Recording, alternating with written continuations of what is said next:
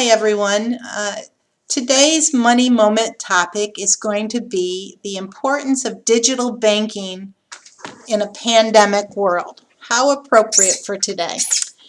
The fact is that digital banking is no longer optional. It is essential. It allows you to do all your banking from home, and that's what we need for today. So let's go right into this, and let's start with the basics. What is digital banking? Basically, when we talk about digital banking, we are talking about handling your banking transaction without going into the financial institution. You perform these transactions on your computer at home, your iPad, your tablets, or your cell phone. You can check your balances. You can deposit a check from home. You can make transfers to accounts. You can pay bills. I'm going to give you examples of all the different forms of digital banking versus traditional banking. Traditional banking is when you walk into the financial institution and your transaction is done in person. So starting out with digital banking, the pioneers of digital banking were ATM cards and credit cards, and most of us have those right now. Then came debit cards. Debit cards are a form of plastics. You use them in stores. We call them point of sales. You use them right in the store, online, and money comes directly out of your account. And I think people are getting pretty comfortable with debit cards. Then came online banking.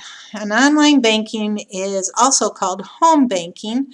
It allows you to see what I see. If you walked into the credit union at the teller line, you would see exactly what that teller saw. You would see all the accounts, all the different histories on those accounts. You would see, you could make transfers on the accounts. You can do everything a teller could do. With online banking, it also comes with bill pay, and some people choose to use that. I love bill pay. Bill pay is slick. Example, the Verizon bill comes to my house in the mail. I have signed up Verizon on my bill pay list. I have my Verizon, my TV bill, my electric bill, my gas bills. They come in monthly. When the bill comes, I look at the bill, I check the bill. You should check your bills. The bill says I owe $97.43. I go on to my bill pay under home banking. I select Verizon. I type in $97.43 and click the button, and the bill has been paid. I enter it into my checkbook. No check was written. It's all done. It's paid.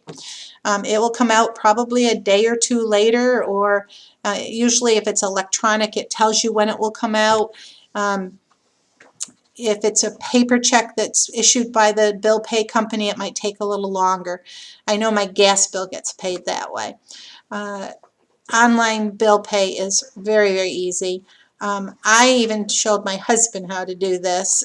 When the bills come, this is what you do. You go here, you click on here, the bill's paid, no stamp, no going to the post office, no worry. Love it. Mobile banking, another form of digital banking. What's mobile banking? It's the same thing as online banking, except it's on your cell phone. Now, your cell phone goes everywhere with you these days. It's kind of like your child. It's with you every minute. You take your cell phone, you go into the app on the cell phone, and you can see everything you can see on home banking. And you can do everything you can do on home banking. So you can be in the car, riding next to you in the car, being a passenger in the car, and you can get into online banking or mobile banking, and you can do everything you could do. Transfer, pay your loan payments, check your histories, all on your cell phone. Remote deposit.